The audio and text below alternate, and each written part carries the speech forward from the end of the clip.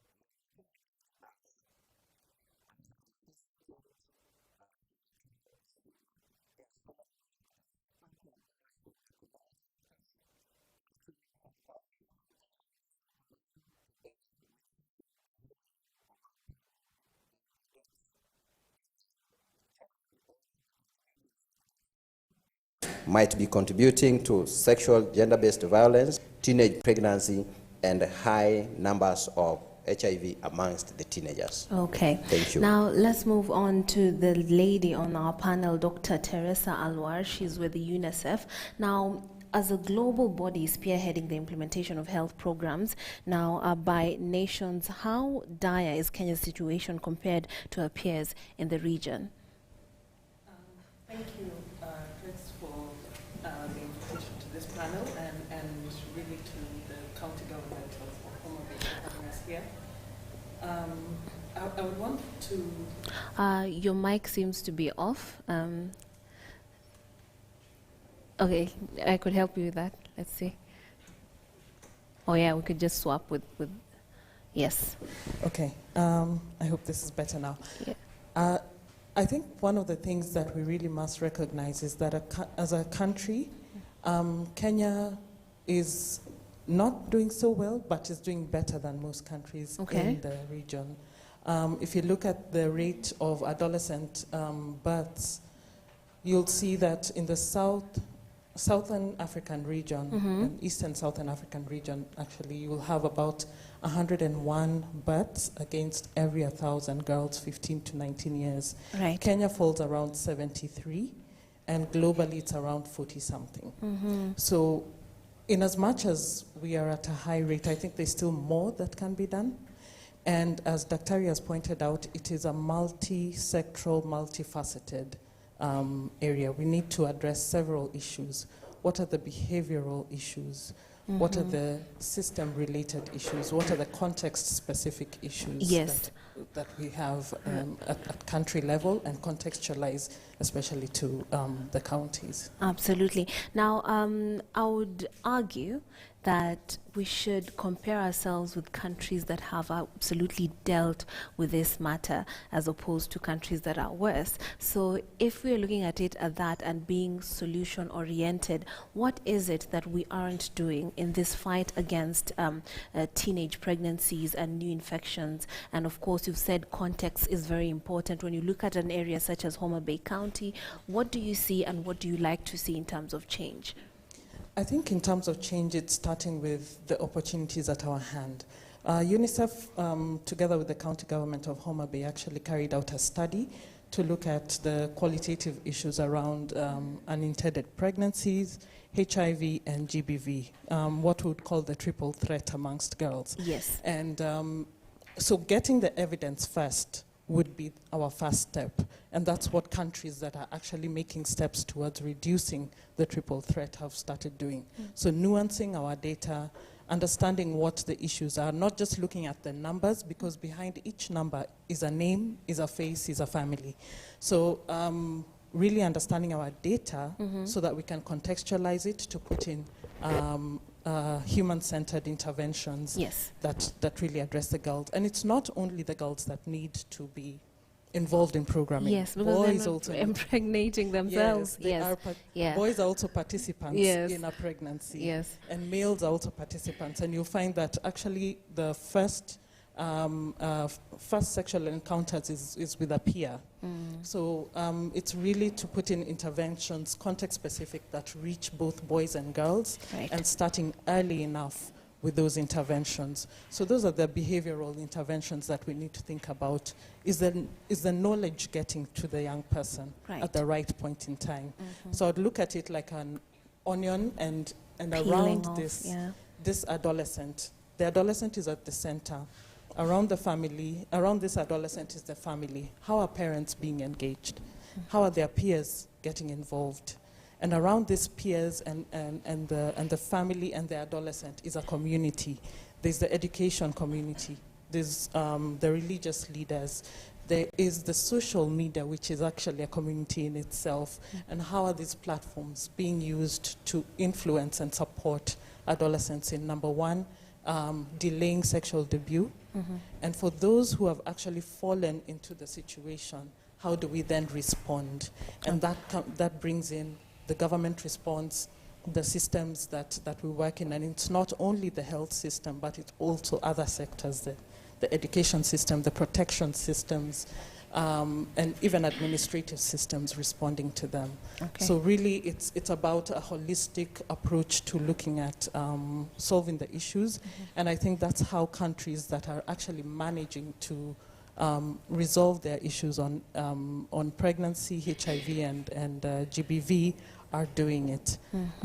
I don't think there's any country that has reached a level that would say is optimal, but I think given the bold steps that have been taken by the National AIDS Control Council and NCPD in actually coming together as two great bodies that are dealing with issues on adolescents, I think this is a bold and promising step for Kenya. Absolutely. Now, Kenya Molo is the National AIDS Control Council Deputy Director. Now, this one's for you. Now, the National AIDS Control Council has been on the forefront of spearheading community engagement in the HIV response through multisectoral approach. As the other panelists have suggested, this is the right way to go. Now, the approach has proven effective, as evidence has shown. The numbers have indicated that. But of course, recently we've seen an uptick in these infections. Do you think it's time to shift gears and approach it in another way that would help actually tackle it in a better way?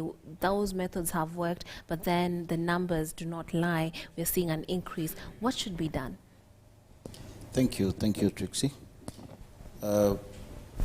Rethinking and restrategizing is basically the essence why we've been having these town hall meetings in the first place.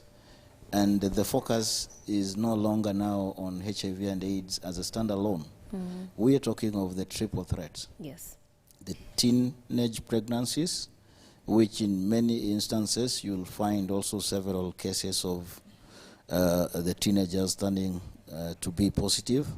We are looking at the gender-based violence. True. But as a council, we have engaged all the 47 counties.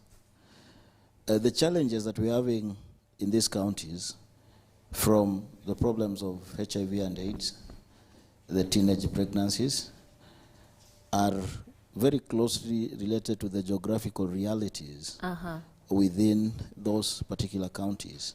And as a council then, we originally did the Kenya AIDS strategic plans, and currently we are running the Kenya AIDS implementation plans.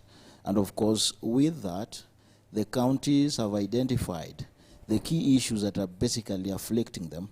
And I think we are also going more focused with the communities, and that is essentially why we are here today in Homa Bay. Okay. Now, you've spoken about the geographical realities. You could clarify for us what these are from a national level, because this is how vast the body stretches. What are the different geographical things that impact the levels of SGBV, teen pregnancies, and also HIV? You could start where we are in Homa Bay County. What are those issues? Well, the issues are as varied as the counties themselves. And of course, that is why we are insisting, so that as you are designing your interventions, they are not NACC-driven interventions, but rather the county-driven intervention. Take the case of Homa Bay. Right. What is the economic activity around this region, or which is the predominant? This area predominantly fisher folks. Yes. And so then when you are designing your interventions, you've identified your drivers, that it must be tailored. Of course, fisher folks, there are issues of the cultures around, the cultures of the people around the lake region. It has to be tailored so that it's able to achieve the maximum interventions. Of course, even along the lake region, the intervention that we are going to put in Homa Bay might not work in Migori, because Migori, then you are talking of the border to Tanzania that is semi-porous and everything. It might not be the same intervention that you're putting in Kisumu, same as Siaya. And so we insist that the counties must then sit down through the assistance and coordination of the National AIDS Control Council, so that they see what works for them. Because what works in Homa Bay might not be what works in Siaya, Kisumu, or any other county around the country. Absolutely. And I'll bring this one back to you, Dr. Ottoman. Now, despite the heavy investment of the government and partners in the HIV response, the progress has been rather slow in Homa Bay County, as the numbers have shown. What do you think has worked, and what are the gaps in the HIV program that need to be addressed to attain the desired outcome? Right. Thank you very much. I want to say that as a county, we are generally happy with the steps that we have made. From some position, someone might say that Homa Bay, you are number one. But in the number one, there is this improvement. Because in 2016, the prevalence of HIV in this county was as high as 27. Right. But in the beginning of devolution, we were talking about over 30%. Today, we are talking about 19.6. Indeed, that is an improvement. And as we talk currently, even PMTCT is up to 8.7%. When in the earlier days, when we just started, PMTCT was almost 24%. So we have moved milestone that we must all agree that is an achievement. However, the figures are still alarming. The figures are still unacceptable, because the world is moving towards an HIV-free society. So we do not have a reason that we are still 19.6. And especially when I started, I indicated that amongst the teenagers that we are talking about today, only considering 2021, we are talking about 566. You know? When you have indicated that there are new cases of up to 566, that is just HIV. What accompanies the HIV? Who are the HIV friends? A myriad of a problem. You'll be talking about other STIs. You'll be talking about cancer, you see, which are also sexually transmitted. And so, as a county, I would say that the engagement of different stakeholders have done us good in this county. we acknowledge the participation of NACC, because NACC and county government of Homa Bay have been partnering for a good long time, and we are seeing the fruits. Number two is NASCOP. NASCOP has worked with us throughout this hard time. Allow me to appreciate devolution, because when the government came down with the people, the governor of Homa Bay, His Excellency Cyprian Otieno Achilaus Awete, managed to talk to Homa Bay people to change their social behavior. And I can tell you for sure that when we started in 2017, he managed to look for Professor Richard Otieno Munga, who has been this country's director of medical services. And he has moved all this to the extent today when we are speaking, we are implementing something that is an innovation called HCD, Human-Centered Design, where we want to talk to the youth direct. And they say, not what you think is the reason. We are telling you it is this. Okay, so what has been the experience so far with that? So for us, HCD becomes an innovation. Hello? Am I still there? Yeah. Right. HCD has become an innovation. And we are thinking that it is good to implement according to the end user's need and challenge. Not what someone sits like in a boardroom and thinks that this could be the problem. Right. So it has worked for us because we are implementing to the interest of the end user. We are implementing to the interest of the teenage. And I need to say this, that in Homa Bay County, we have managed to be increasing the budget year in, year out. Okay. To the extent that today, Homa Bay has met the requirement of above 15% going for health. We are actually talking about 30-something, okay, percent. And so we are finding this working very well, but as I said, this is a multifaceted factorial issues Yes. that we must all work like bringing all the heads together to sort out this issue. Yes. Yeah, but I would like you to be more specific. How have you been reaching out to the young people? Is it through universities such as this? How has this program literally been going out to meet the people? Our Mr. Nyamolo has told us about the fisheries industry here being robust, but at the same time being tagged to some of the problems. Very good. Explain more. I hear you. Yes. Now, for Homa Bay County, we have been looking at this problem in terms of the person or the people. Number one is the youth, the adolescent, the teenager. Where is the teenager between year 11 or 10 to 19? Where do you get them? They're in school. So one of the things which have been created is to create a preventive teenage health centers in schools. All right.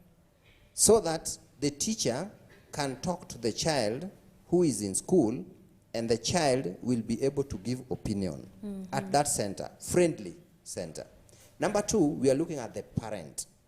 We are engaging the parents to understand that it is their responsibility to support the teenagers, for example, in accessing of ARVs, in knowing their status.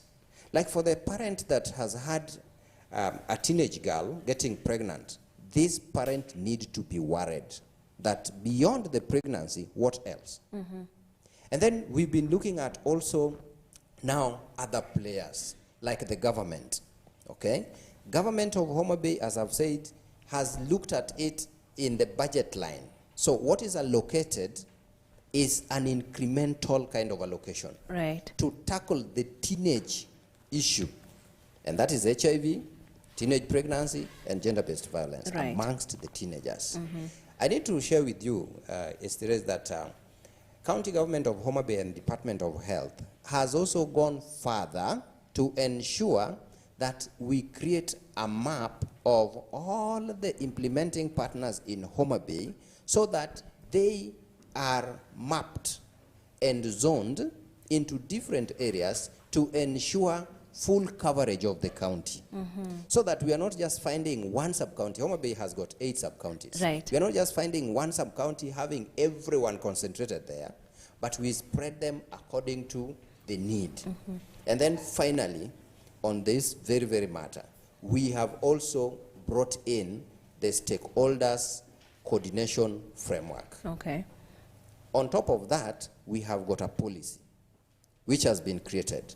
And that, she mentioned, Daktari, that UNICEF partnered with Homa Bay to bring up a policy on adolescent reproductive health policy in this county.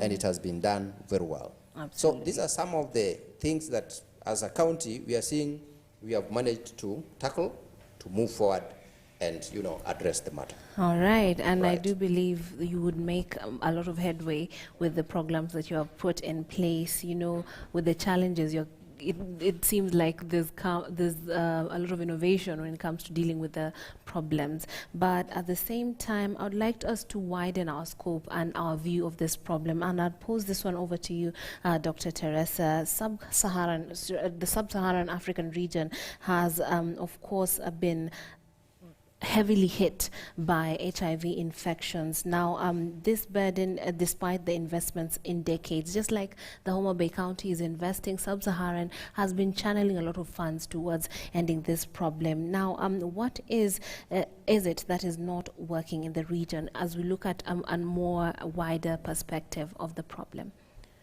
Okay. I think in as much as we say that not much is working, I think a lot has happened. Okay. A lot has changed over the years. And in the context for young people, one of the things that we realized was young people and adolescents were not being seen very specifically in the health system. What do I mean by that? Yes. The health system would identify them as either young children Yeah. or adolescents or adults. Adults, yeah. Okay, so either big children or small adults. And there's been a lot of move towards really looking at this specific age group to understand what is going on. Kenya has been one of those countries in the forefront in the region to be able to actually see age disaggregated data, especially in the context of HIV and teenage pregnancies. We're one of the few countries that can actually produce data from our daily programming on what is going on with the HIV programs and with the teenage pregnancies, and as well as GBV. Right. So evidence generation is one of the things that really would need to go into. What also is a struggle for us in the region is the dwindling resources for the HIV response. There are new epidemics coming up, there are new issues coming up. So we need to be more creative, more innovative, and looking to cost-effective ways for mobilizing resources that would address our programs here. So I think one of the things that we really need to look at in this region is where are our resources coming from? Are we able to tap into existing resources beyond the context of health? Can other people join us in this journey? Absolutely. How do we engage with the communities? And I think, you know, one of the things that is really working for us is seeing how best to understand it from those who are wearing the shoes. Okay, I'll ask you to hold that thought. We're going to take a short break. You're watching us live from Homa Bay County. We're talking about teenage pregnancies, SGBV, that is sexual gender-based violence, as well as how these two are feeding into an uptick in HIV infections, particularly among teenagers. Now, we're going to take a short break. When we come back, we'll continue this conversation and also rope in people who have been through some of these difficulties themselves. Do stay tuned.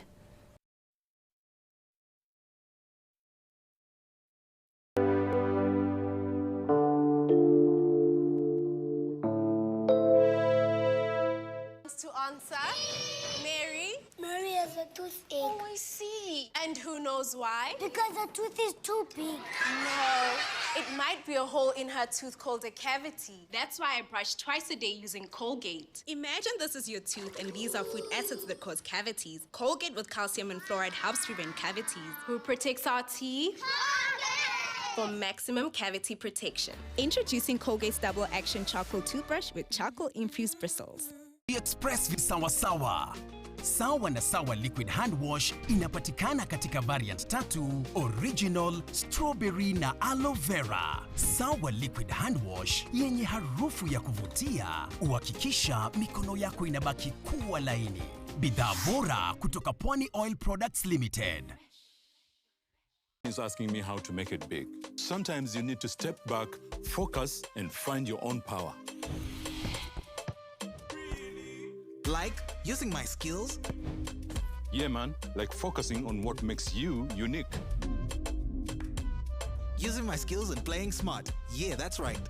Opportunity can be in front of you. Use your skills and stand a chance to win big with our 500% win boost. This advertisement is brought to you by Bet Power.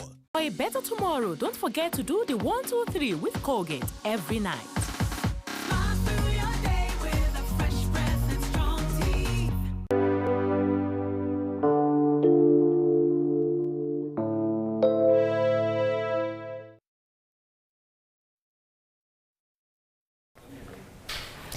All right, you're watching a town hall meeting live from Homa Bay County, where we're taking a look at the situation with regards to teen pregnancies. There has been an uptick recently, HIV infections, as well as sexual gender-based violence. And we have stakeholders here, but we also have a very youthful audience here in the town hall at Tom Mboya University that are going to also speak to some of the challenges that they are facing and perhaps some of the problems, because we have had one of our guests telling us that we need to be looking at the kids, the teenagers, for the answers, as opposed to sitting in boardrooms and deciding for ourselves what the problem actually is. So on this side of this particular conversation, we shall be looking to them for some of the contributions to this conversation. But a quick reintroduction, myself, I'm Trix Ingado. We also have here Ken Nyamolo, who's the National AIDS Control Council Deputy Director. We also have Dr. Teresa Otuk Alwar, an expert in adolescent HIV treatment. She is a pediatrician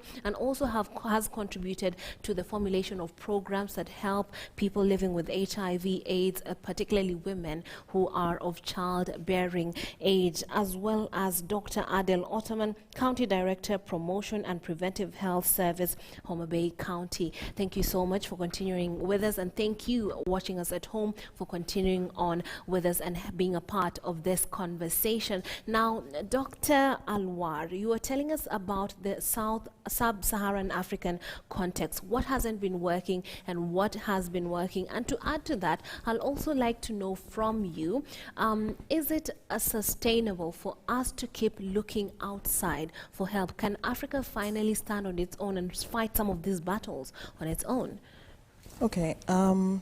So as I was saying, I think some of the things that we also need to really look into is looking at the populations themselves. So I had mentioned that adolescents, we need to really see them where they are, what's going on with them, so that we can really respond to their needs. The issue of inequality, gender inequality is an issue that still needs to be addressed, and issues about inequity, where some people may actually have the resources and others don't have those tools and resources that they require to prevent HIV or get access to treatment. Now, for the viewers at home, when you talk about equality and equity, even for me, please explain how these things feed into these problems. Okay. So if I can just put it in a simple analogy. So if we're all of different heights, for example, but we're standing on the same stool trying to look over the fence. Some people will look over the fence, some will not be able to see over the fence because of their height. Right. So, but because we're all on an equal sized stool, then that's an issue of equality. Where equity comes in is you improve the tools that you're using to see over that wall. So you help the shorter guy see over the fence. Above them. Okay. Yes. So you're moving a little bit more towards them. Now, then comes the issue of justice. Is it justifiable? If we fix the wall by reducing it for everyone to see, then that's justice for everyone. So really it's about getting to the last person, getting to those who are farthest away from us, not just those in the urban areas being able to access whatever needs to be accessed, either or those who just have digital platforms that they can access information. Right. We really need to think about the last person and really go the last mile in terms of the interventions. You asked about finances. No, it's not sustainable to depend on donors. Right. But we do appreciate that donors have really, really supported us. And Kenya is also a donor. We Yes. also contribute. Okay. So it is a global approach to donate even to those countries that do not have access to funds. But one of the things that we're really advocating for is domestic financing. You've heard about, Dr. Ottoman has indicated here that the county themselves have actually identified how to prioritize finances for their health systems. And really that's the way to go.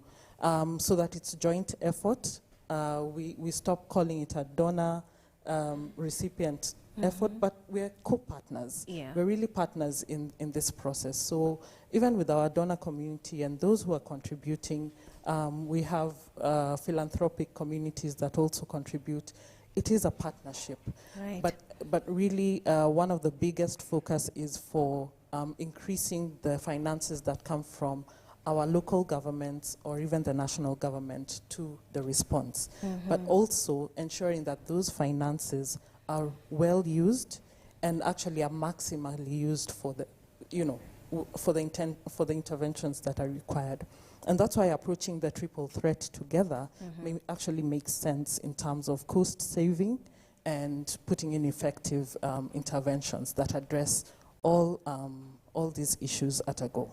All right. Now, Mr. Nyamolo, I'd like us to be a bit forward-thinking with with the direction we are taking. Now, the data shows that the cohort is still leading in new HIV infections, now compounded with teen pregnancies and budding youthful populations facing a bleak future because of all the new infections that we are witnessing. Where did Kenya drop the ball when it comes to that? And do you think we still are on track of ending HIV, or rather AIDS, by 2030 in line with the global commitment which Kenya is a party?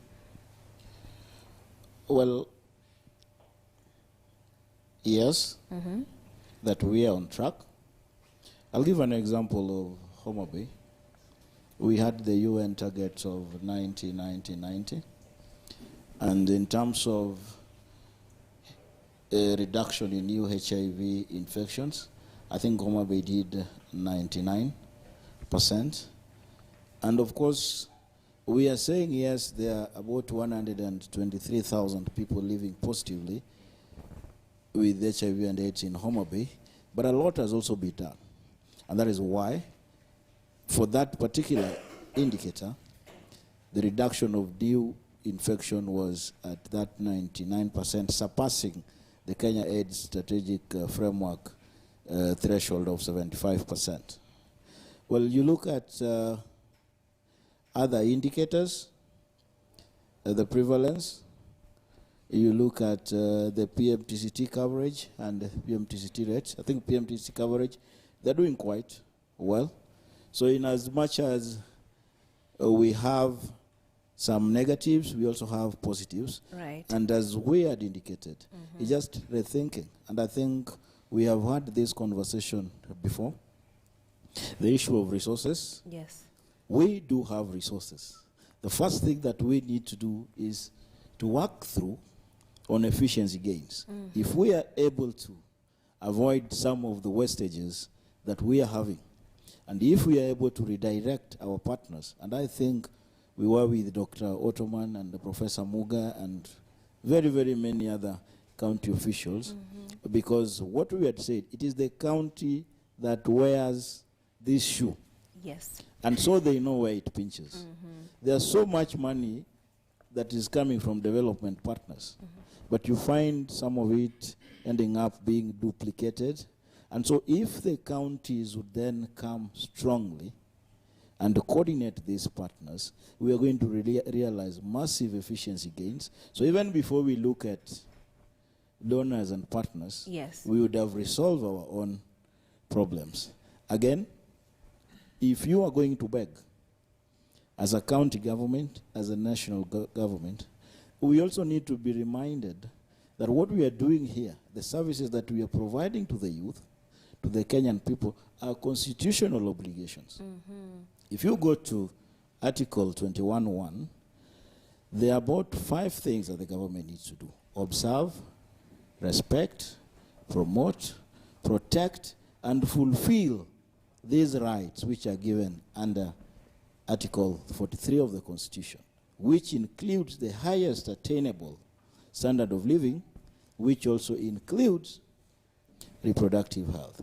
So I think then, working through to have our efficiency gains, recognizing that what we are doing is not just a dead religious practice, yes, but a constitutional obligation, then we are now starting to walk the path. Because I'll give an example. We've had this in Kenya, and we are inside here with the people who have also pushed the frontiers of government to give us that which is desired. Patricia, absolutely, we recognize you for that effort that you've done.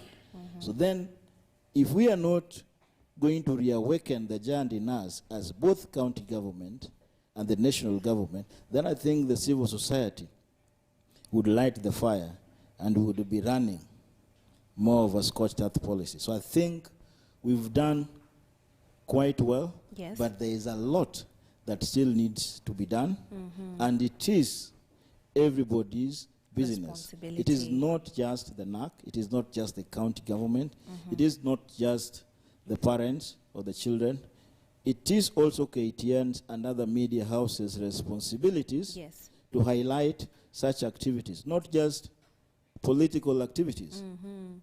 First of all, I must also say that I'm disappointed with the political class, because the political class has never been keen on addressing some of these things. And I'll say it without blinking.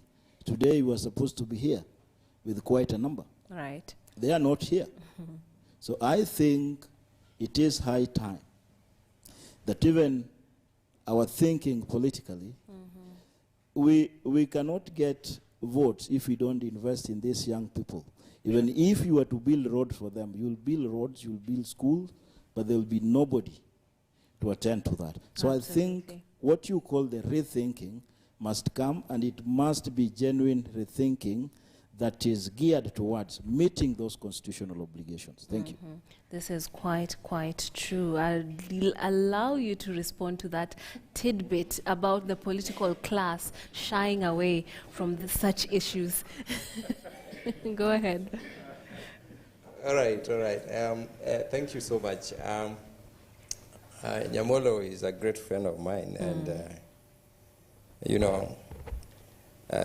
the politico that he's talking about is outside this room.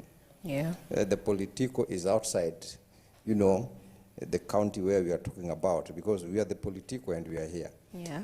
And so I just wanted to say that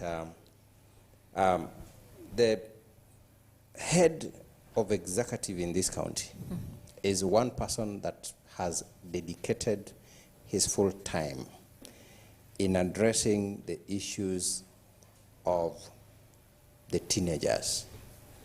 And allow me to say that my minister is not just a politician, he is a great professional in this area. I had already indicated much earlier that he was the director of medical services. Currently we call Director General. And even as we are speaking today, it is just a matter of technology that he is not able to participate, but I'm very sure that he knows and sees and listens to what is happening. Now, you know, in the interest of the politician in the county, and this is just to shed light, that they take utmost interest in the same, is what they have done, even in the recent past. Yes.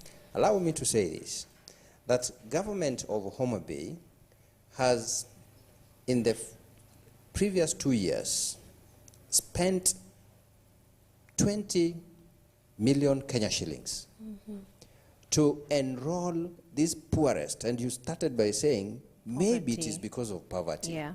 So the endangered families, the county government, led by His Excellency Cyprian Aweti, paid Kenya shillings 20 million to enroll them so that they have got the ability to access services anytime, everywhere they want to go. Just one indicator that they take lots of interest. I also said of the incremental budget, and through that leadership, health is given 2.6 out of almost 8 billion Kenya shillings. You can get that in percentage. It is almost past 35%. And in the same scenario, the governor of Homa Bay County has allocated, or always in the last 1 year, 160 million Kenya shillings to put up ward-based projects. And in health, today we are talking about up to 65 new health facilities put across in every sub-count, in every sub-location.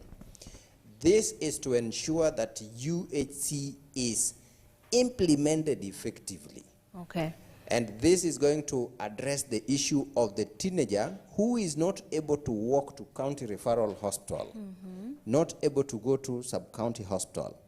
And we are implementing what is called the hub and spoke, right, where smaller issues that can be handled at lower facilities are done there, and then only serious cases are managed at, upper echelons of the facilities. Yes, yes.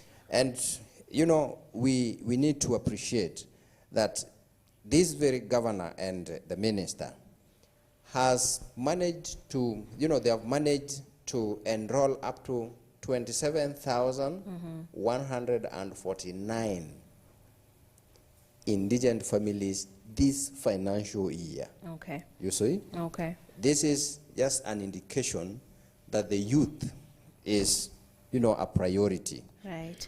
In this government. Okay, we appreciate the political goodwill that you're talking about, even in their absentia. Now, I'd like to thank you also, our viewers at home who are watching and those who are participating on Twitter. And I'll just like to sample some of your views that are coming through. We have Leon Pessy who's saying it's quite unfortunate that the girl child gets pregnant and may be HIV infected, yet the boy child walks free after, the deed, since the father of the baby isn't printed on the chest. Can we have a formula where both parties have to own up? Because it's well, like we said earlier on, they aren't impregnating themselves. And he also said they're asking what the state of reproductive health rights as well as GBV policy is in Homa Bay County, and I'll allow you to answer that later on. And we also have Bear who says that she or he is watching from Nairobi, and this is a great discussion. Of course, thank you so much for tuning in. We had a number of case studies in our teen moms, and I think a victim, or rather I'll call her a survivor of sexual gender-based violence with us. And of course I will start off with Alfethri Tabu. Where are you, Alfethri Tabu? I'd like you to perhaps, of course, thank you for joining us today, and I'd like you to tell us your story, what your experience was, so that can feed into the discussion we are having this evening. First of all, thank you for this opportunity. Yeah. By the way, I became pregnant while I was in secondary school. I was 16 years. By then, I was in Form 2. Yeah. While I was going to school, my parents used to advise me to go to school. But because I didn't take it serious, it came at a point where I became pregnant. Okay. Yeah, then it made me to drop out of school while I was 16. Yeah, when I dropped out, I came home. My parents didn't ask me anything about it. Yeah, then I gave birth at our home. Hold the mic closer so that we can hear you. Yes. After that, Yes. my parents wanted to take me back to school, but because of my laziness and my stupidity, if I may say so, Okay. I got engaged with another man, by the way. Right. Which made my dad to say that he's not taking me back to school again. So he gave up. Yeah, he gave up. Yeah, then it had been a hard time for me with my kid due to hard situation in the house. Yeah. Now, I'd like to, I'm wondering, what was the motivation? Were you just trying to have fun, or was there some incentive to being with these guys? Were they giving you gifts, or were they buying you sanitary towels? What was the thing that would motivate you to get into these relationships? It was just all about money. Okay. They Yeah. would give you money and you would, it would entice you to get into relationships with them. Yeah. Okay. Okay. Now, this takes us back to that issue that we started off with, Dr. Ottoman. And also we have El Shaddai Joanne. I'd like to hear your story as well. Okay, thank you, first of all. I am a teen mom. At times How old are you, first of all? I'm 19 years old. Okay. Being a teen mother isn't something I'm going to defend. At times I feel proud of it, but sometimes I also feel like, I don't know, I disappointed my parents somehow, yeah?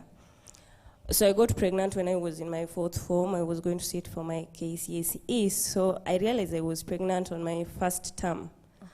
Then when my parents realized, I was forced to leave from home because of, I think they were ashamed of me being pregnant when I was still at home. So I moved to Nairobi. I stayed with my sister until I delivered. Then I came back and sat for my exams. I failed, but it was my mess, so I had to accept it, yeah. Being a teen mother, sometimes it sucks because when you're with your fellow friends, you even feel ashamed to say you are a mother because some of them will judge you. Some of them will even say, okay, they see me getting pregnant, they see that as a great punishment for me. Like, some people do think that, oh, she loved sex, she loved men, so that they feel that was a great punishment for me. But I believe I see myself as a powerful woman in future, regardless of me getting pregnant at an early age. I still believe I can do my best, yeah. Okay, I'll ask you a similar question to her. What was there money incentive? What was the motivation?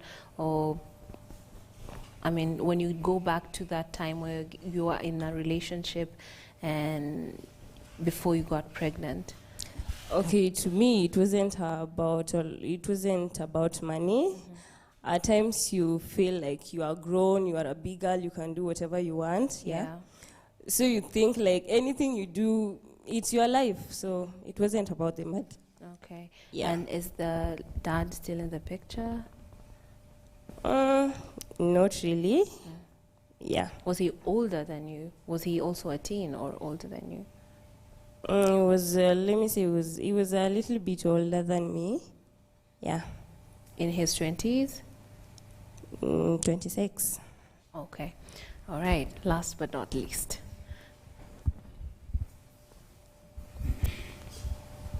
Okay, thank you for the chance. Yeah.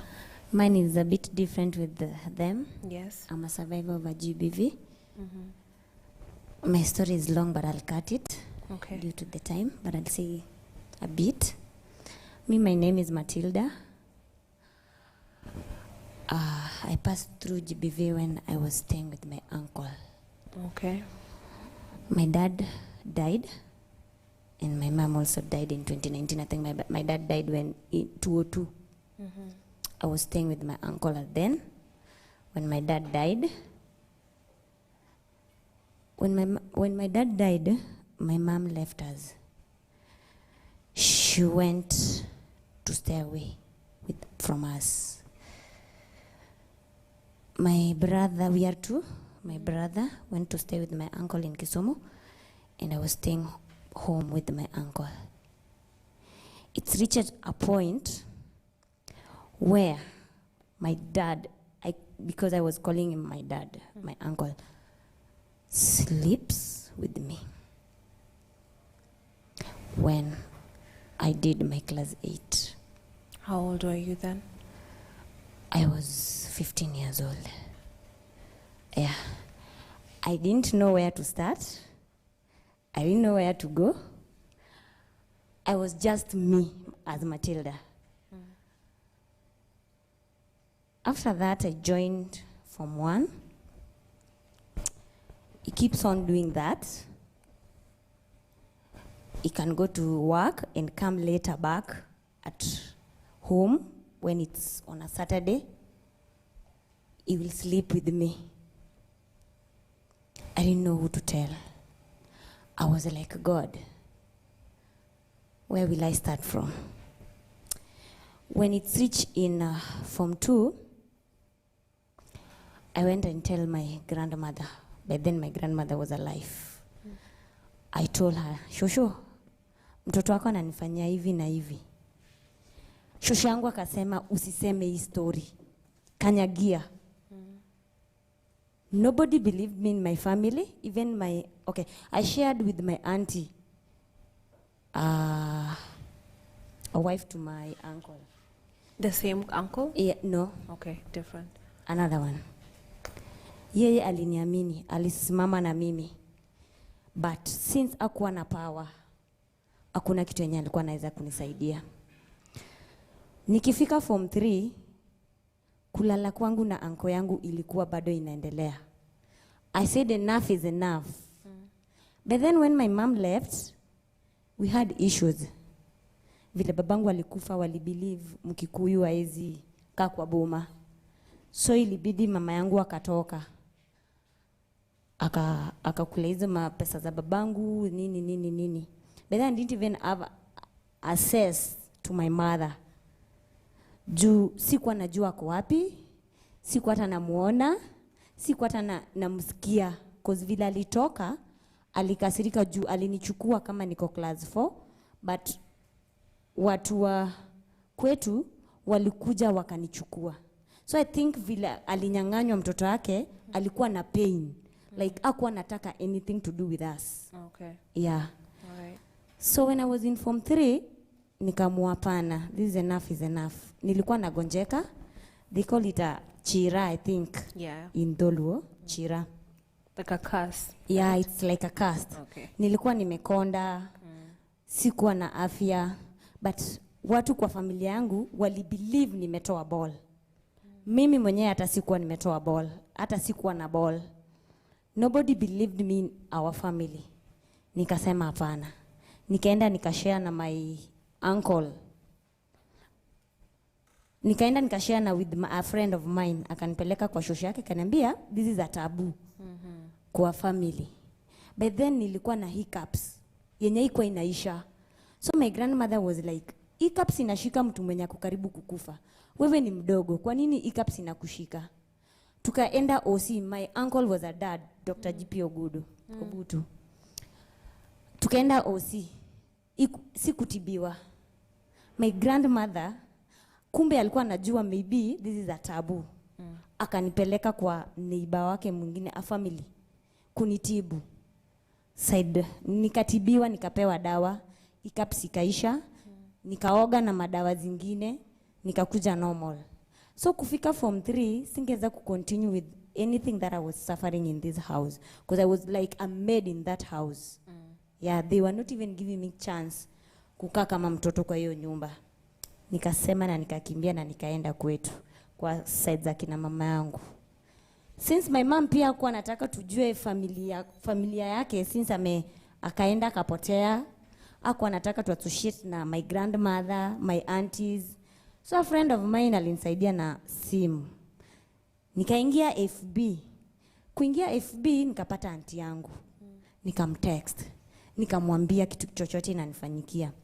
Akaniambia kesho nitakutumia fare ukuje. Sikuwa najua atakuwa kina mama yangu. Cause before walikuwa naishi Keresoi.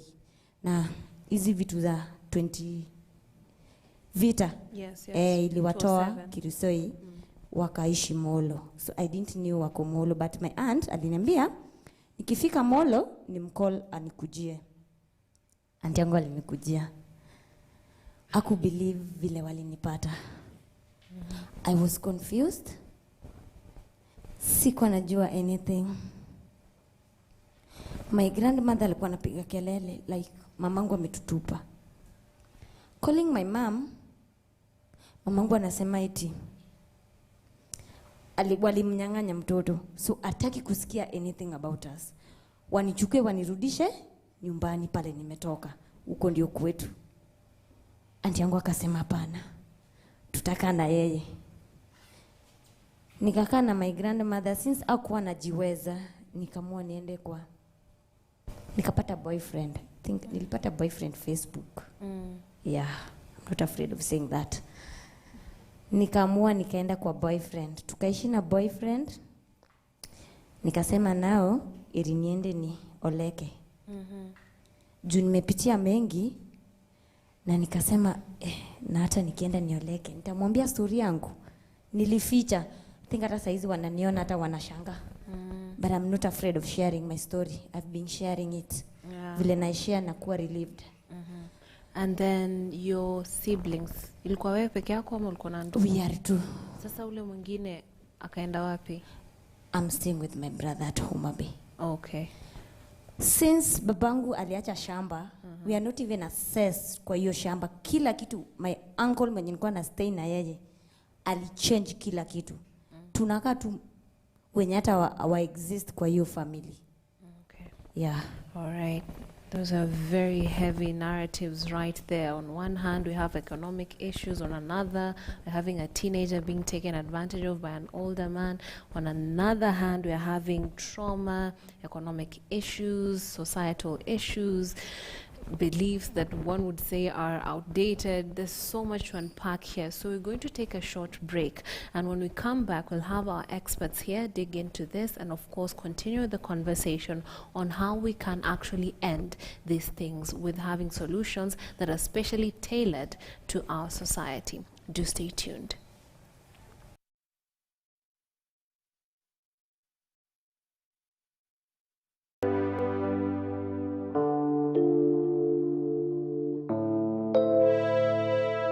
For a better tomorrow, don't forget to do the 1, 2, 3 with Colgate every night.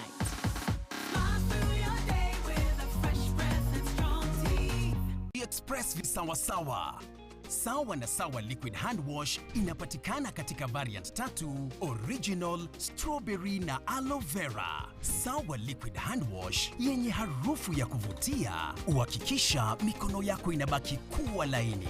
Bidhaa bora kutoka Pwani Oil Products Limited. Wakenya ni bomba, washindi pamoja. Tuzidi, bado tunasonga.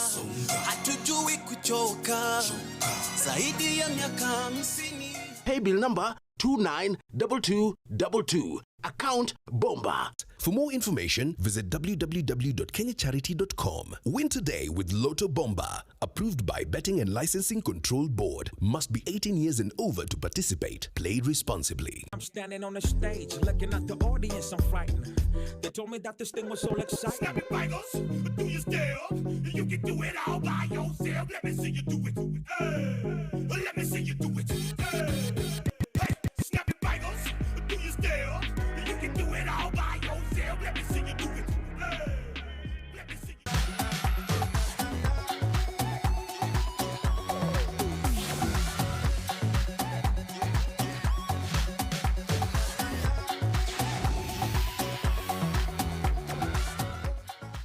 The Kenya Medical Training College is celebrating its 90th graduation ceremony on Thursday, December 2nd, 2021.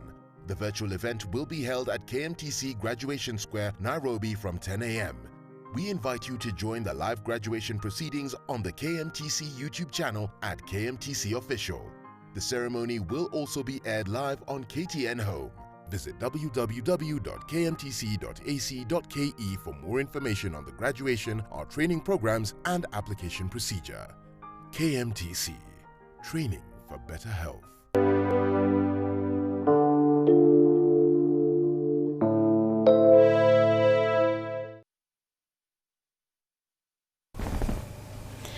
Welcome back. We are coming to you live from Homa Bay County. This is Tom Mboya University. We are talking about teen pregnancies, HIV infections, as well as sexual gender-based violence, and how these three things feed into each other and, of course, are affecting a very critical mass of the country, that is the youth. And we are talking about not just young people, but teenagers, people who are vulnerable, who do not have economic empowerment. And, of course, we are trying to figure out some of the solutions. Before the break, we took a look at some three stories. Two teenage mothers talked to us about their personal experiences, and we also had a heart-wrenching SGBV narrative that we are going to allow our panelists to dig into and perhaps try and paint a picture of how we can move out of this, because I do believe these are just a tip of the iceberg. There are more there are worse stories, I do believe, out there that, of course, if some of these things are implemented, we're going to have solutions and nobody will have to live through some of these very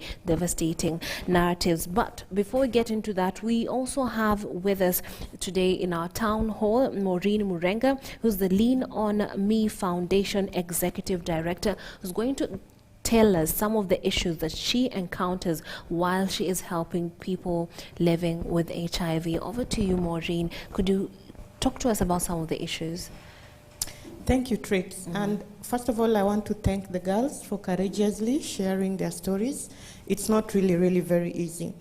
And like Laura said, we have seen they're coming from different perspectives. And therefore, it is very important that we are dealing around equity, equality, and justifiable access to services. And this is, and I always tell people that being a teenage mother is not easy. Being a teenage mother living with HIV is even difficult because you have an additional stigmatizing fatal condition on top of another stigmatizing condition of being a teenage mother. So it's usually double stigma and a lot of challenges coping. We find that when it comes to access, just like we said, there is inequality, there is iniquity. You find that teenagers in stable families are able to access services compared to teenagers who are in child-headed households or who themselves are heading their households. So in that case, we always find that it takes a while for them to be able to be linked with HIV services if they're HIV positive. Then that affects their health and the health of the child that they are going to have. And once they have been initiated, it is a new life. You know, for those who have been pregnant, pregnancy comes with some emotional issues, hormonal issues, and therefore being put on permanent, treatment for the rest of your life, having a stigmatizing condition makes it very difficult for them to even remember to take their medication at that point when they really need to for their sake and their children. And then sometimes our health care providers are not very sensitive. Like it is mandatory now if you're HIV positive to bring your partner for testing. These little souls are sent to bring their partners, some of whom, like for example, if she were to bring her uncle, it wouldn't be really possible, you see? But it's like mandatory, they're coerced, they're forced. It really scares them out of continuing with services. So I think we need to take consideration of the person and if they're able to do some of those requirements. And then when you come to breastfeeding, they're supposed to have a low viral load, and they are supposed to be really supported during this moment because this is a time when they have another life that is dependent on them, and you find that most of them do not have options for feeding the baby. They cannot afford formula milk. So even while they know that they have not been taking their medication right, They still continue breastfeeding. The baby also turns HIV positive, so it becomes double trauma for them. And when the baby becomes positive, it is more complicated because right now we have medication for children which are heat sensitive. They need to be refrigerated. So this is a young girl staying with a guardian in a village house that doesn't have electricity with medication that needs to be refrigerated. So if that doesn't happen, then the child becomes continually ill. For a teenage mother to be in hospital off and on while her age mates are playing, having fun, going to school, it's quite traumatizing. And that brings me to the fact that we are not on track in ending the triple epidemics. COVID has made it worse. We were progressing very well, not very well, but we were kind of going somewhere. There are very many incidences that happened with COVID, and therefore I can confidently say that we need to really have serious paradigm shifts. Yes. If we want to be able to support and end this triple epidemic. So like Dr. Otterman said, the programs need to be tailored to a person's needs. We need to really identify what are the needs of these girls, what are the different approaches we can give to them based on their environment. The one size fits all hasn't been working really, really well. And we have seen a lot of frustrations. Some have had mental issues as a result of that. And therefore, I think it's time as a country, in as much as we are working to close the tap of new infections for HIV and early teenage motherhood, we also need to ensure that those that are already in that curve are protected and are given the services that they need. So I think moving forward, I would just say that it is real. Teenage pregnancy is happening. Parents need to come out of they need to remove their heads out of the sand and acknowledge that this is happening. Let us have serious conversations. Right. Religious leaders, let us stop saying that we can't have age-appropriate sexuality education in schools. These kids are having sex. Someone needs to talk to them about sexuality. They need to talk to them about consequences of having sex and what that would mean for the rest of their lives, especially if they get HIV as well. So I think as a country, we need to really go back to the drawing board. Take a huge look at the paradigms and make real concrete steps in consideration to our future generation. Thank you. All right, thank you very much. And as we also have Patricia Acero, Chair, ICW Kenya, as we get the mic to her, I'd like our panelists to react to the stories that we heard before the break, those of Alfitri Tabu, El Shaddai Joanne, and as well as the last one was Matilda Mondi, who gave us their own personal account. And I'd like to thank you again for being brave enough to speak on national television about some very personal experiences. I'll start with you. Right. I want to really thank the three ladies that have shared their story. It is quite a moving story. Indeed, you listen to them, it is painful. And I want to say that having listened to the three, we can outrightly understand. And by the way, allow me to appreciate that what we have done in listening to them is what we call HCD. Yes. Yeah. Yes. You listen to them and they tell you exactly how it happened, what happened, and if you asked them something we did not do, what they think would be the solution, they have them. If we have enough time, I think we should do another round. And yes, if you ask them, they will tell you. And if you adapt that, you only need to scale it up, and you will get to the answer. Okay. And so, allow me to appreciate that for the first lady who shared, she talked about money. That is discontented, with the little that the parent would give. The second one said, no, it was not money. She just wanted to go out and have experience. But the gentleman was much older, 26. 26. Yes. Meaning that she was doing what she did not consent to. And the last one is just unfortunate thing. And so I want to say that as we have agreed, it is not poverty alone. It is a multifactorial issue. And number two is that we want to ask the parents who are living, and like for her, the parents were not living. But for the parents who are living, because we saw it during COVID-19, that parents lend the parentage to another person. Right. They are busy. We are busy. This is a matter that we need to understand and dig even deeper to say that parents must take their roles effectively.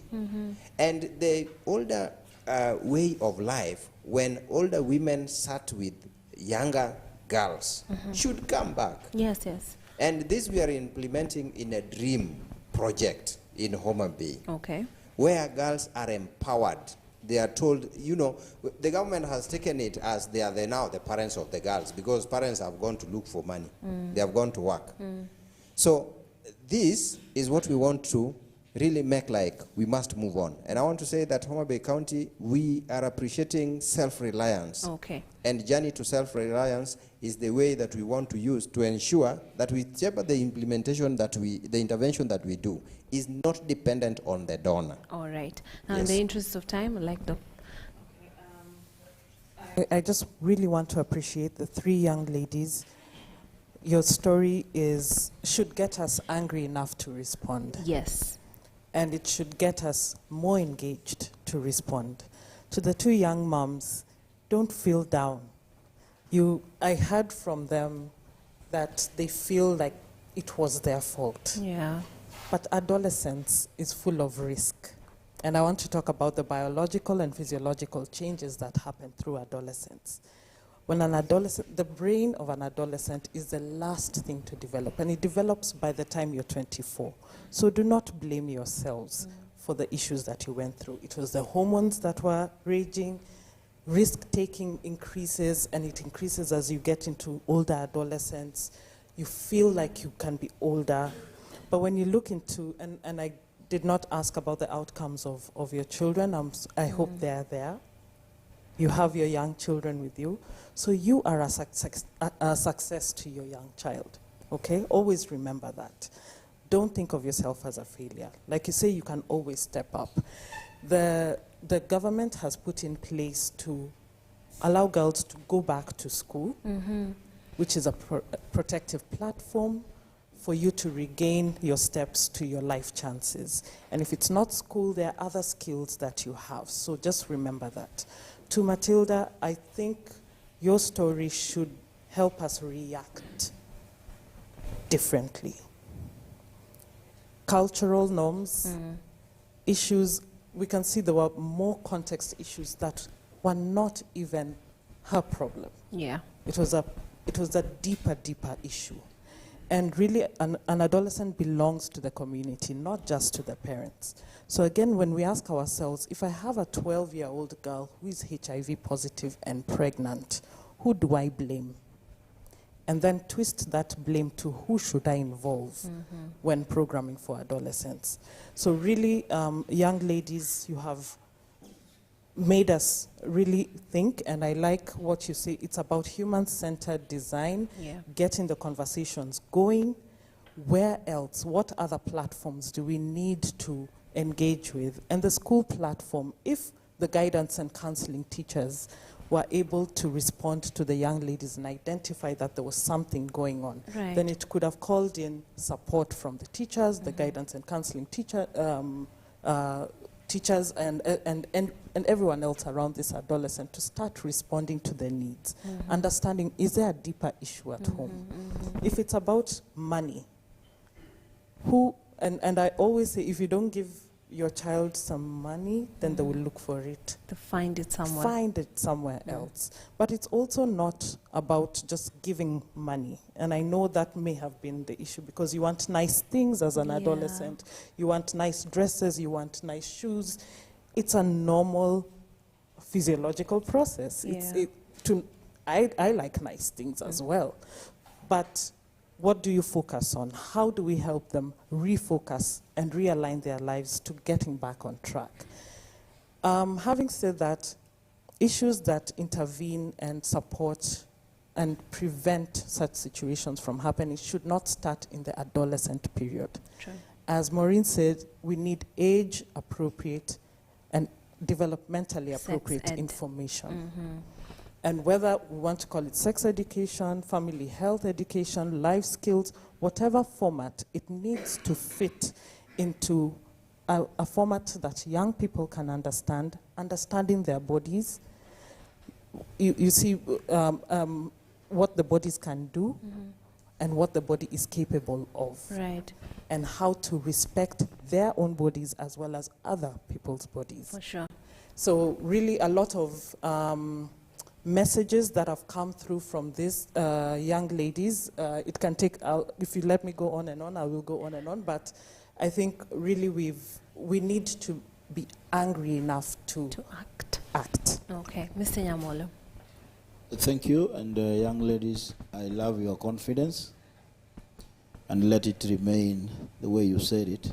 Yes, it happened. You fell down. You raised yourself up, and you start the running. Because you have a story now to tell. You can run, and I normally say the sky is the beginning. If you limit yourself by confessing that for you the sky is the limit, then you get limited. For me, it is the beginning. So I get three things. There's the issue of then that having happened, how do we help them cope? Yeah. So as parents, as a government, as society, do we make life better for them or we make life worse for them?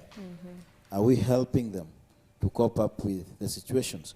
I remember in one of those town hall meetings, there's a lady who was saying that when she got pregnant, the mother alimuuliza kwa Kiswahili, mukipita huko mukishikana mkono, amukuona chemist. Well, they may have seen the chemist, but they are not told what they're supposed to get into that chemist, and that brings me to the second issue, information. We must readily make information available to our teenagers, even the GBV survivors.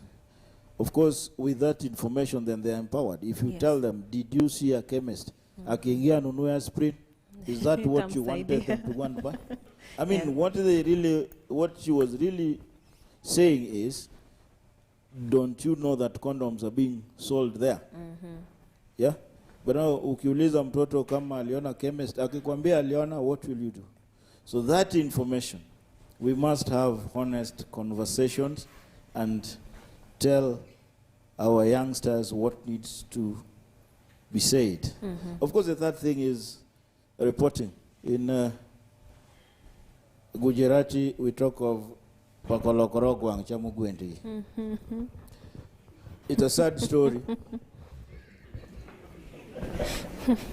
When the cat that you're keeping in the same house with your chicken decide that now it's feeding on your chicken. It's a sad story when a caregiver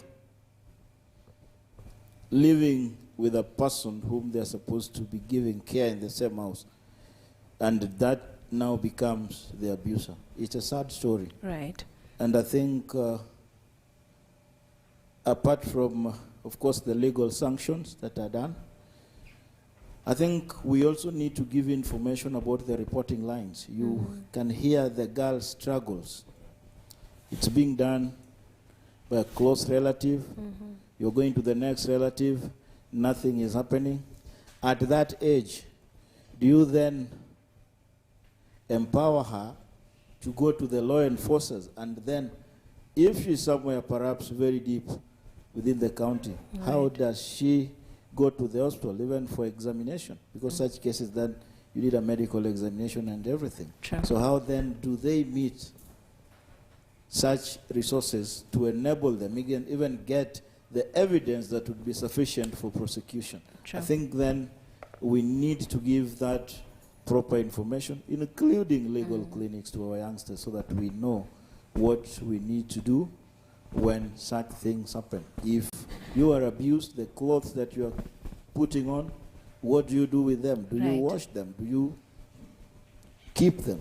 I think that information then needs to be fluid, and even through the media houses like KTN, I think we shall win this battle. Thank you. Yeah, awareness. And if I can add one more. The psychological trauma perhaps needs to be handled, because I think all the girls that have given us their stories could use some sort of counseling post the traumatic events in their lives. Patricia Serro, where are you? Can we?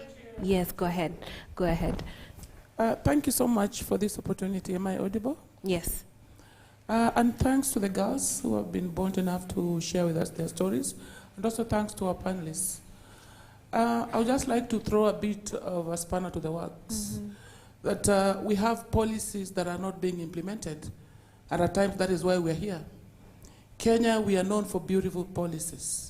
Even as Dr. Lola was talking, it's about policy. Homa Bay policy. When are we implementing these policies? Yeah. Because if these policies are implemented, then some of these things that are happening will not happen. I don't see why we have heaps and heaps of policies that are not being implemented. Right. When we talk about a 10-year-old child to 14, that we have 1,500 who reported at an ANC that they are pregnant. Is that somebody who is consenting for sex? No. How are they pregnant? Where are the law enforcers? Where are those legal issues that are supposed to be implemented? Where are the chiefs? Where are the Mlango Kumis? Where are the CHVs? Where are people? Where are the relatives? What's happening? This is our community. I come from this community. What is happening? I have one case that I reported from Ringa. I followed it up to the police station in Oyugis, and I was taken twists and turns. By the time I was finding out that child has been relocated, I went back, found the information, took it to the police. Nothing was done. So the law enforcers are like colluding with the people who are doing this. They're throwing away those cases. And there are those ones who are just ready to take money and throw away those cases for the girls. So whose visitor will these girls be? Who is supposed to help the orphans? Like this one was an orphan who was staying with an aunt, and then the aunt's husband turned on her. And the community is just quiet. It is we, the community. We can have all these town hall meetings, and if we don't act, if we don't speak, if we don't use those laws that we have, this will not change. It has to come from this talking hall to action. I feel very pained because I remember taking Director NACC early this year to a village down in Indiwa, and sitting around with almost 60 girls, some in uniform, some pregnant, and some are from 12 to around 16, holding babies, and children holding children in this community. And we are comfortable. And it happened that in that session, there were parents. And the mother said that thus of those pregnancies were incest. Brother to sister, father to daughter, uncle, and then there are these kangaroo courts that are held, and the chiefs at times are the ones who sit down, and they are negotiating the goats, and even the police decide to be judges. Where are we heading if we have all these arms of government that are not doing what they're supposed to do? How are we going to protect the girl child? Right. And then we're talking poverty. If a 14-year-old is pregnant, what happens? Are we stopping the cycle of poverty, or are we increasing it? Right. And when we are saying that the government has a policy for the girl to go to school, what policy do we have where the girl will leave the child? It has to be a holistic policy. The girl has a child, she needs to go back to school. Then what happens to the baby? So when we're putting policies in, it has to be a holistic policy. But nashindwa ni kwa nini watu wafanye kazi zao? This is a question I'm asking because this is happening not only in Homa Bay, it's across the country. We have the policies. We have everything in place. When we talk about land and property rights, this child, I've just brought it up, the issue of incest, defilement, and the property has been stolen from her and the brother. And the chief is there and the community is there. She's also talking now. Nobody's going to take action. It will going to be left here. When will the girls get justice?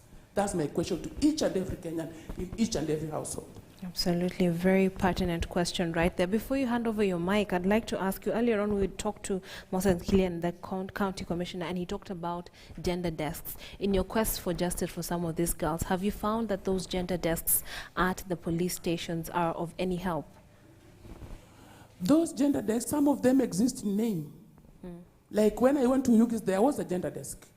And I spoke to the person who was at the gender desk. But it wasn't much of help. Hatuna gari, haina mafuta, unaweza niangalilia uniambie hiyo ni wapi. Now I'm supposed to be the investigator while that is their job. Right. So we need to have those gender desks active. If it's training, they need those refreshers. Let the refreshers be there. And these guys will stop talking bribe. Wachukue zingine za gari. Lakini za wasichana, please, I'm asking them where they are. They should stop. Absolutely. Very, very important points coming right there from Patricia Acero. And I'm not sure how much time we still have, but I would like to get brief answers from the girls where the solution should be from your perspective. I'll start with you. Or I'll start with Atabu. Behind you, the mic. Kama kungekuwa na solution, what would it be so that your life wouldn't have turned out the way it did? If there would be a solution, I think ningesikia maneno ya guardians. Guidance and counseling? Yeah. Okay. Singepata ball. Okay. Yeah. Okay. So if you had someone to talk to you who would have guided you, would have been better off. Yeah. All right. And Amondi, Matilda? Okay, solution on me. Mimi, my grandmother angenisikia na angetake action. Even my family wangenisikia na wangeni understand, because nobody believed me. I think singekuwa place nilikuwa. Okay. And to the parents, tuache kuachia mtu mtoto. Like unaenda kazi, ujui hata mtoto wako ako aje, we bora tu maid ako ushughuliki mtoto. And again, mimi solution again pale nilipata tena, vile nilidecide kutoka, nilikuwa connected na youth, kwenda kwa youth. And nimekuwa empowered sana, na nimeongeleshwa na mentors wengi. One of them is Roger Sia, my friend. Okay. Amekuwa akiniongelesha sana. FHOK, vile FHOK bado nilikuwa nimementored sana FHOK. So I'm empowered also with the dream. I was a dream girl, now I'm a mentor. Okay. Yeah, I was empowered with them. So programs that programs za young youth ndio imeni empower, ikani heal, ikafanya who I am now. I can talk strong as a young mother. Also, I have a son who is 6 years old. Okay. Yeah. All right. And El Shaddai.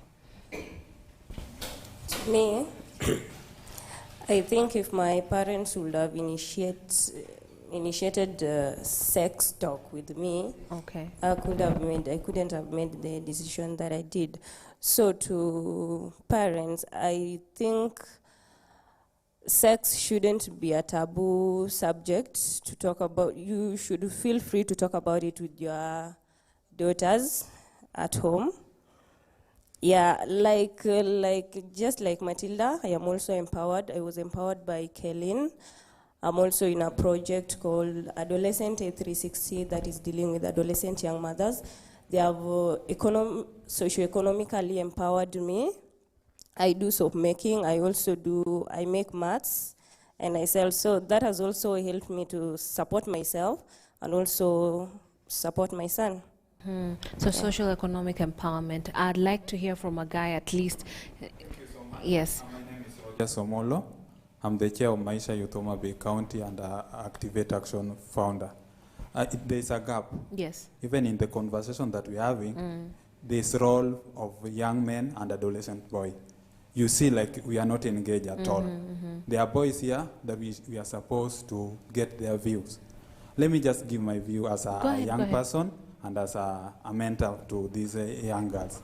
When it comes to interventions that we are seeing, there is a gap because basically interventions are going into girl child. We are seeing girls being mentored and the programs like Dreams, and young men are left behind. These young girls are not getting pregnant by themselves. Yes. The HIV infection they are not getting by themselves. If I give us a very short scenario, when it comes to access to information. There's no access to information.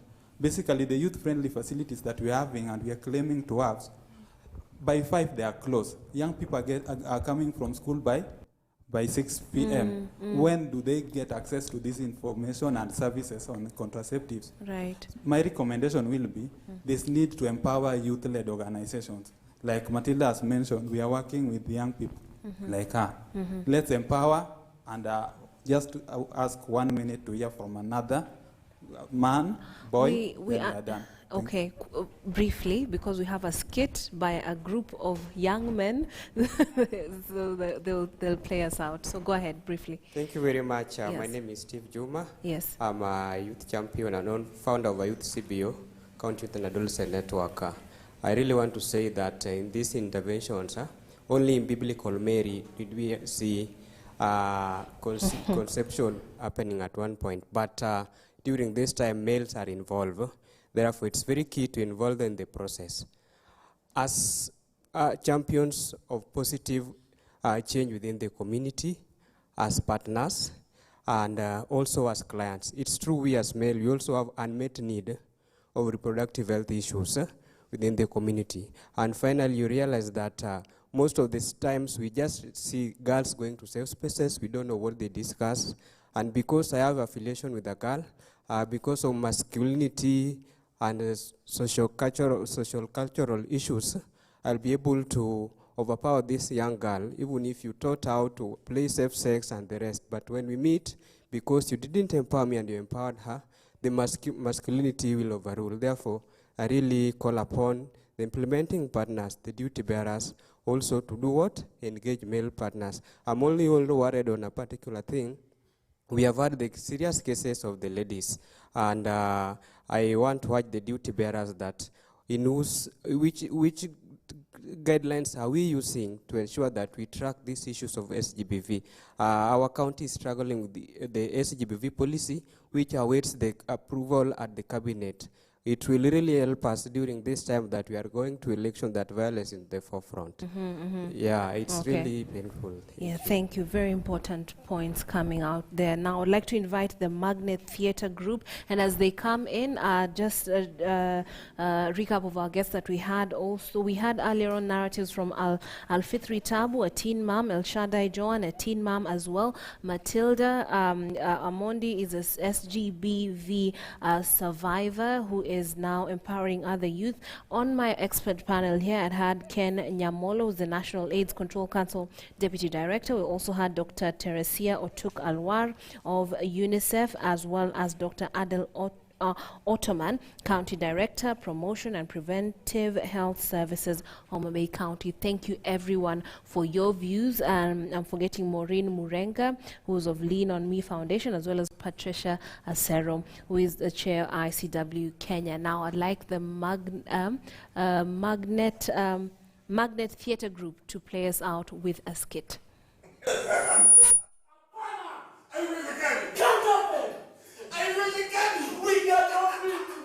We are the youth. We are the community. We are the society. We beat. We want to beat. How many times do you beat your wife? I give my wife 5 doses. 5 doses in a month. Let me tell you. In fact, I beat my wife 1 when I feel like beating a woman. Correct. 2, because my wife is giving back to only girls. Nonsense. So each and every time I beat my wife if I'm happy. And I want to show that love. I must beat my wife. That is the second time I realized you are a pure man. The second time. Yes. I beat a woman because there are some men. Yes. There are some women who are beating men. And these men cannot talk. Yes. I beat a woman to revenge. You revenge. I revenge for that. How dare you say such a nonsensical thing? What? The son of a pastor. You are lying to your friend that you beat your wife 5 times. But we are the worst. So what? Who says who and who should beat his wife? Even King Solomon. Forget about it. 376. My friend, stop the nonsense. Wacha maneno ya ujinga ya King Solomon. Ukiangaliliwa wewe hivi na King Solomon, what can be compared between you and King Solomon? I'm a man of King Solomon.